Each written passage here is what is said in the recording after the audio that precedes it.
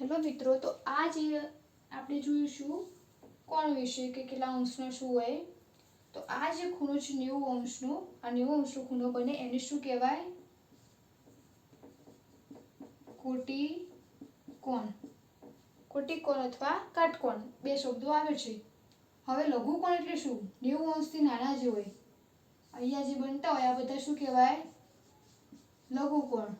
લઘુ એટલે 90 અંશથી નાના. તે જ રીતે 90 અંશથી મોટા હોય આ બધા શું કહેવાય? ગુરુકોણ. આ બધા શું થયા? ગુરુકોણ. અને જે રેખા સ્વરૂપી હોય વચ્ચે બિંદુ છે અને આ રીતનું હોય, આ 180 અંશનો કહેવાય. આને કહેવાય પૂરક કોણ.